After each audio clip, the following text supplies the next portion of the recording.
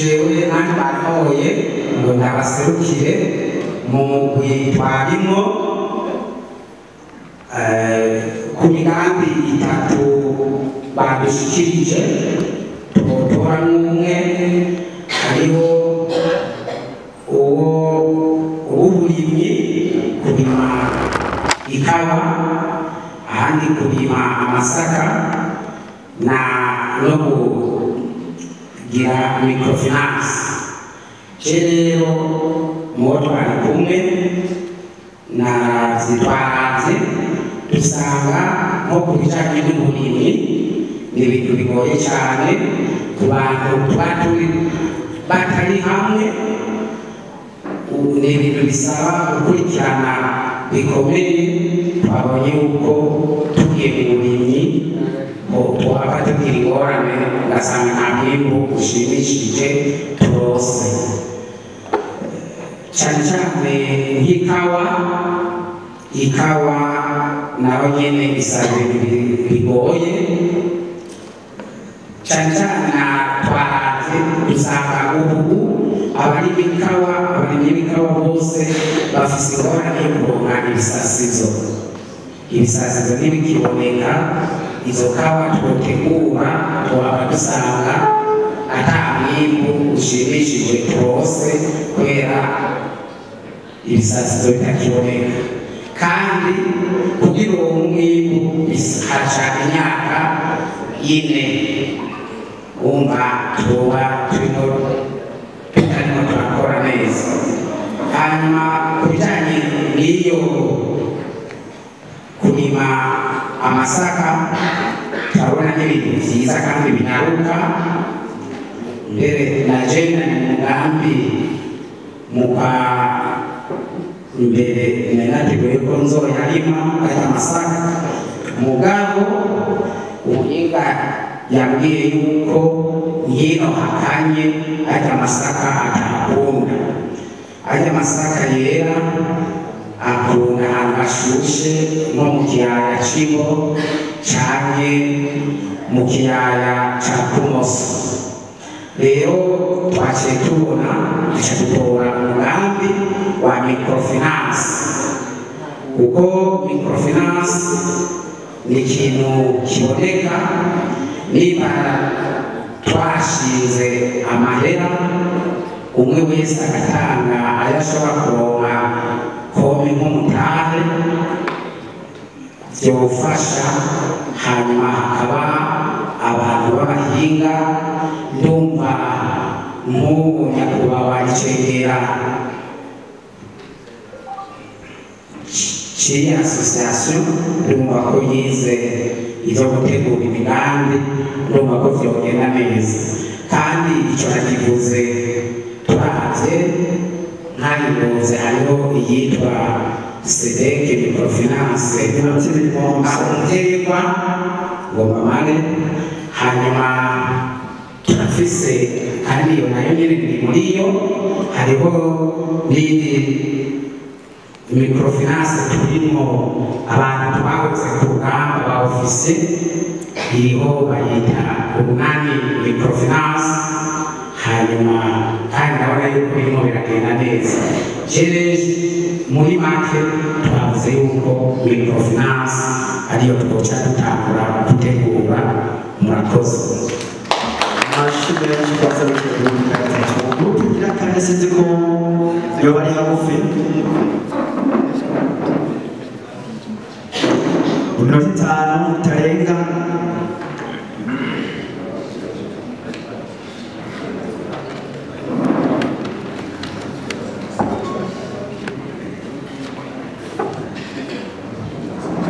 mwakoze kugira ngo tugire Kristo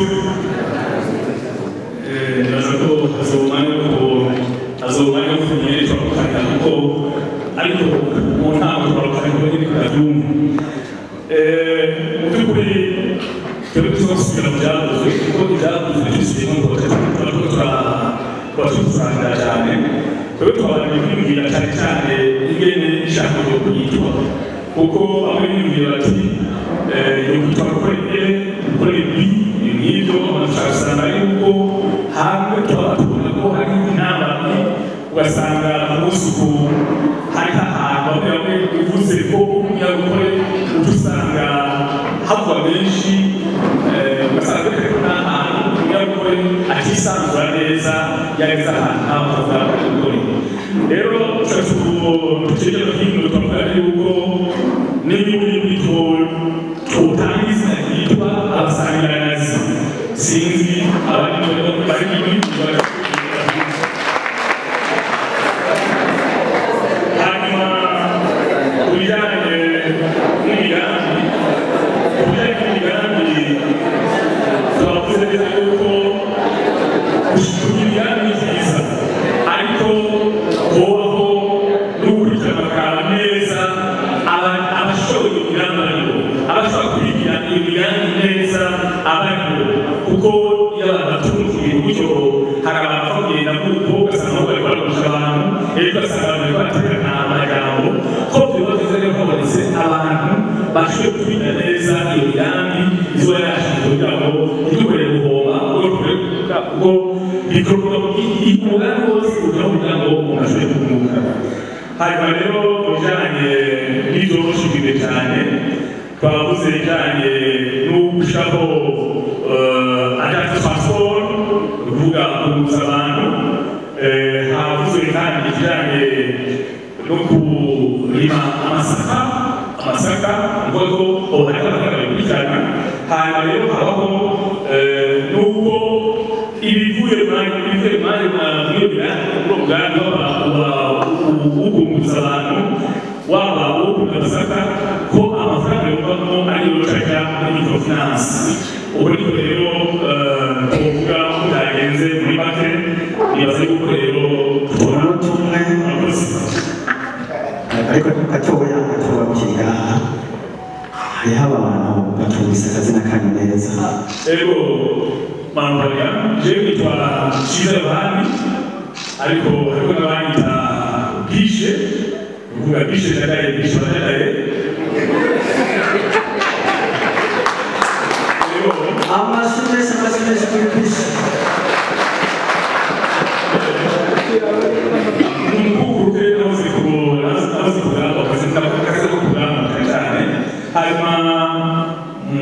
abantu bafite binakireba ese kumbaga Ngozi mugabo akorera Bujumbura buri bikuru by'umwambere CNDD nkora nk'umwarimu nk'umujejwe ishure y'akaranga gutasa ingana CNDD mu gihugu cyose barakoze abagore wese afate atugire ushobora kugaserivisi cyangwa icyegeranyo kugira tubone by'ukuri icyo tuvugana mugabo ndashaka cyane cyane banze mvuge kuri mu wa kabiri wavuze ngo hari amajambo bavuze yuko ubaha umwanya bagasubira inyuma kugira ngo bahamagarire abandi ariko bavuze ko bipanze sinzi ko byabagoye ku matwi mugabo ku bwacu rero tubona ubusanzwe kahise hazaba umwami hazaba umukwacu si byiza yuko duca tuva mu hatangirira ikibazo cyose twaguma rero tuba twamutekereje gusa kandi dufite byinshi byo gukora usanga ari umuntu uvuga ko kwidogera cyane tuvuga ko sizogaruka abantu bashobora kudukora igitabo atari n'ingingo imwe dufashe usanga twateye umwanya rero abo rero basigaye hari